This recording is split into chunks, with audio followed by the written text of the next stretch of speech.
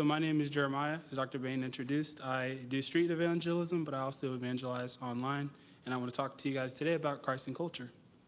So real briefly, this is where we're going. You can see I'll give an introduction, background, field reports. That's going to be the largest section of this presentation. And then lastly, I'll give some of my conclusions.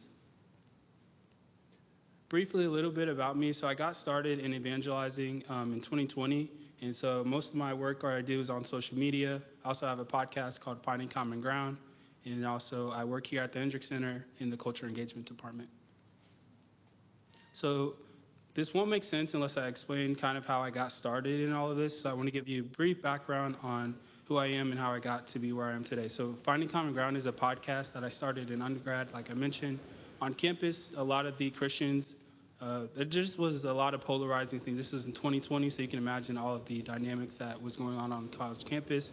And so I really wanted to give the people on my campus a representation of Christianity that was biblical, but also rooted in love. And this was the verse that the Lord led me to. He says, when I'm with those who are weak, I share their weakness, for I want to bring the weak to Christ. Yes, I try to find common ground with everyone, do everything I can to save some. And then I added that I do everything to spread the good news and sharing its blessing. And this was the heart for me. This is what you're going to see in the rest of the presentation, but also this was the heartbeat of my podcast. So a little briefly, this is my education. I'm here getting my master's in apologetics and evangelism. Specifically, I focus on urban apologetics. I'll get to that later. Also, I'm here doing a master's in intercultural studies, focusing on contextualization and also hermeneutics. So what is urban apologetics? So what I found in a lot of my studies, and I think the man before me said it perfectly, that the questions I was asking were not being answered in the environments that I was in, specifically here at seminary. And so urban apologetics was a really good way for me to see that, hey, the questions that I'm asking are actually valued and are actually being answered. I just had to find the right places to look. So urban apologetics examines the legitimate issues that Black communities have with Western Christianity. It shows how the gospel of Jesus Christ, rather than popular socio-religious alternatives, restore our identity. And again, this is a big thing for me, but also a big thing in the community, because a lot of the questions we're asking are not being represented or answered in mainstream Christianity. This first book is Eric Mason's Volume 1, Restoring Black Dignity with the Gospel, because as we'll see, a lot of the questions we have are not theological, but they're rooted in our identity, self-worth, and our value. The second one is also cults and cultural ideologies. This came out this year, and that focuses on some of the cultural issues that we struggle with. This is Urban Apologetics. Picture of me at the conference this February. It was really great. Just wanted to show that it's a big deal. This was sold out. My wife and I and the Black Student Fellowship were able to go through the Hendrick Center. And then also I'll work for the Table podcast here for the DTS, and I'll hopefully be doing some series episodes around these ideas and these topics. So you can be on the lookout for that. All right, so now that's kind of the background, how I got into all this, but now I want to specifically talk about Christ and culture, mainly because I believe in American Western Christianity. I believe that we have conflated those two things. And so my argument, or I'm going to submit to you today, that we have conflated those two things, and we need to be able to distinguish what is Christ, what is the Bible, versus what is our culture.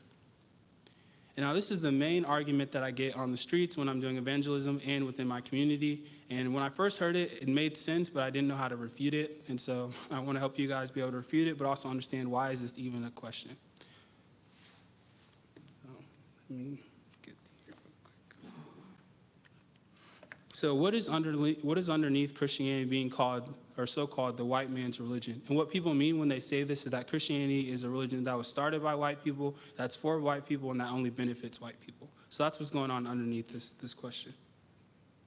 And so how did they lead to this? How did they get to this conclusion? And in large part, I would argue they believe this because of how it's been portrayed in popular media, and then also in just sometimes in some of the images we have in our church. So I'll submit to you that this lie leads to this lie.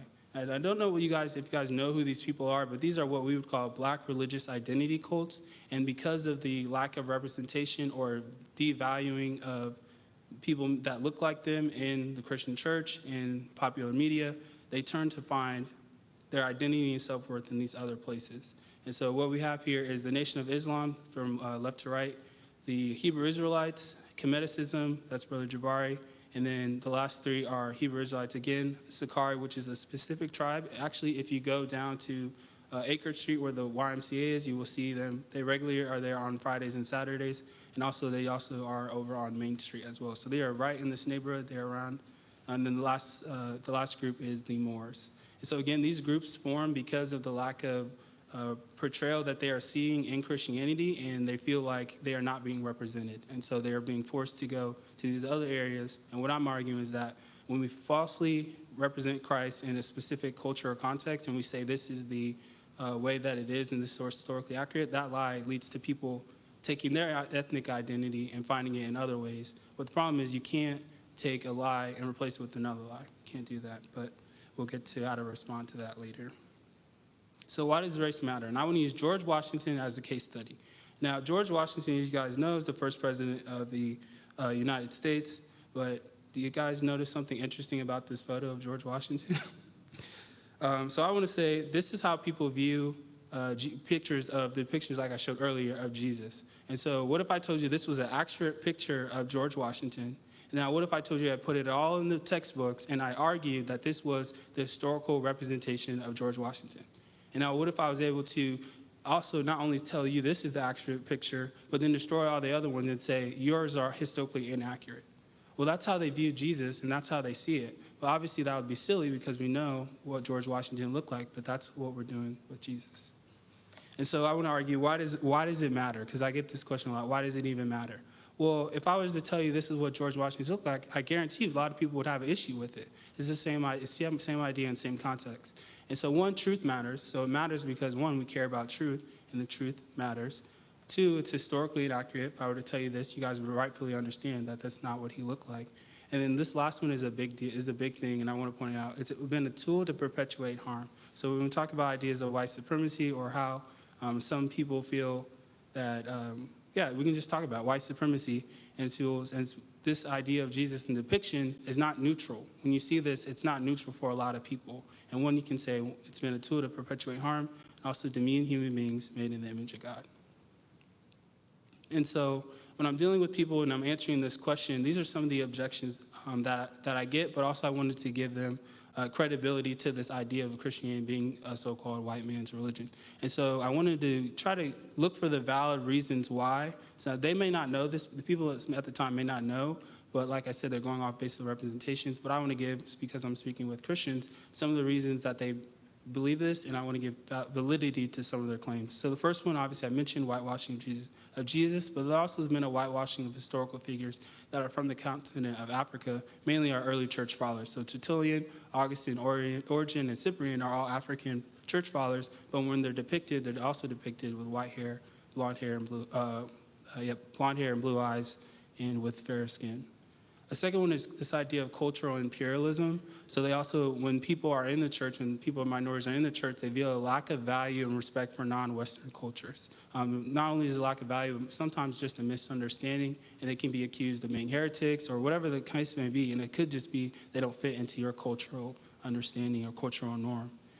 This other one, they also identify there's been a bias in academia, and these three all can be found in the idea of whitewashing of Christianity, by the way. That's kind of what I'm talking about in these instances. But there's also been a bias in academia. The curse of Ham is a big one. I would argue this is a heresy, but it doesn't get treated as such. It gets treated sometimes as, oh, this is just a weird belief that they had. But this was actually used to justify enslavement of people of dark skin, mainly black skin.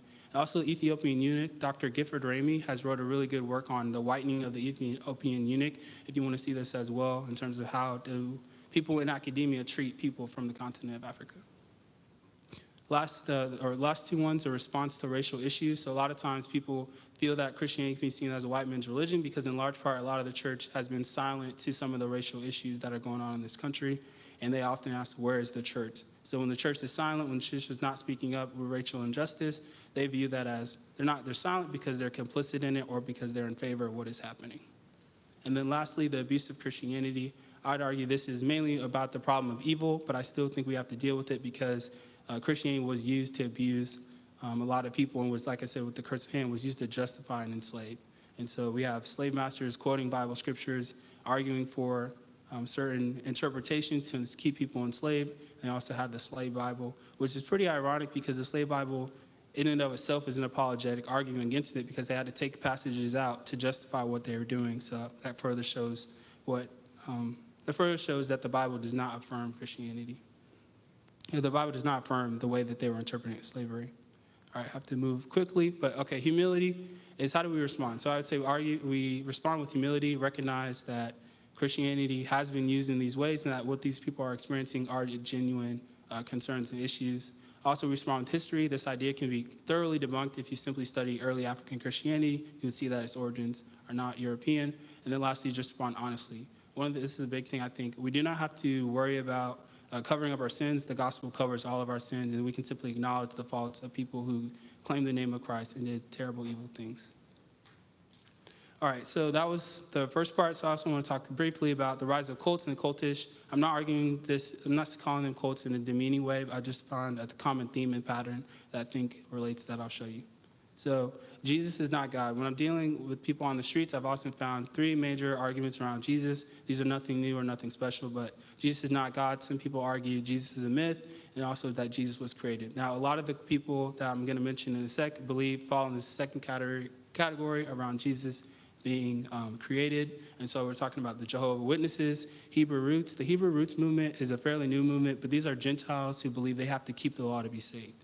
So I figured that one out. But spiritual Christians, these are Christians who are Lone Ranger Christians, but leverage their personal relationship with God to argue against needing to be in community.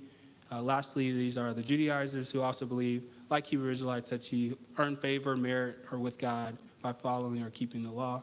And then lastly, I mentioned the black religious identity cults, Nation of Islam, Hebrew Israelites, Moors, and Kemetic. And what I'm saying here is these are the kind of people that I'm running into when I'm evangelizing in the comments or just online.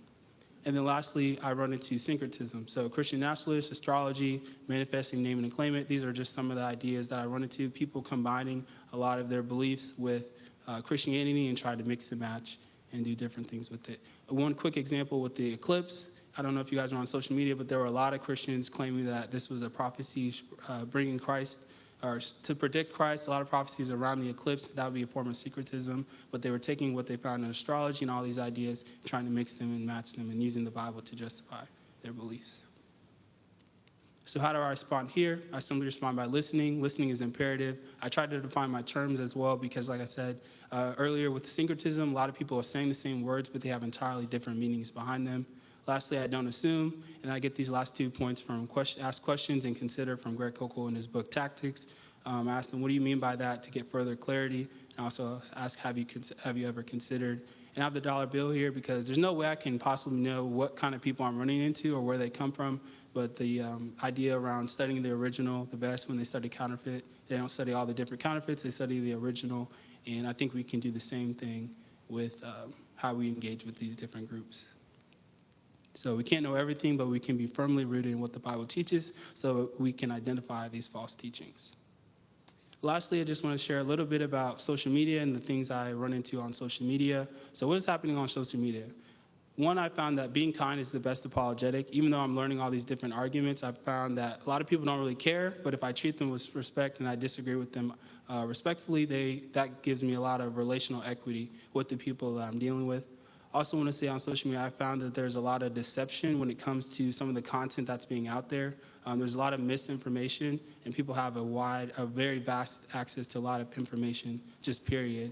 I have programming on here, but what I mean is that someone is telling a story. I feel like when I'm on social media, there's a narrative that's being shared, and if you're not aware, you're going to fall right along in line with whatever the narrative or the algorithm is feeding you. And so it's really important to be aware of just of what's going on in social media and aware of what the scriptures in the Bible teaches. Real quick, I want to talk about, like I said, being kind earlier, just open hearts. There's a lot of people that are willing to talk to you if you're kind to them and if you are just respectful. A lot of times people will DM me because they see me interacting with someone online. And they'll say, I really appreciated what you said, even though I don't agree, but you disagreed with them respectfully. And that's open to a lot of really cool conversations and opportunities to share my faith with them and why I act the way I act. Real quick, I want to say these are 3 things that I think will define the missionary for the next generation: contextualization, Christ-centered, and character. What I mean by contextualization, like I said earlier with apologetics, it's simply giving answers to questions that people are actually asking. Secondly, Christ-centered. What I mean here is being able to distinguish between what is your culture and what is Christ. I think that is paramount.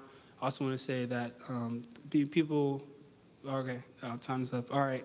Lastly, just quickly say character is really important. Being consistent, not only what you know theologically, but also how you live it out. And if human beings are made in the image of God, and culture is made up of human beings, and culture reflects the image of God as well. Thank you.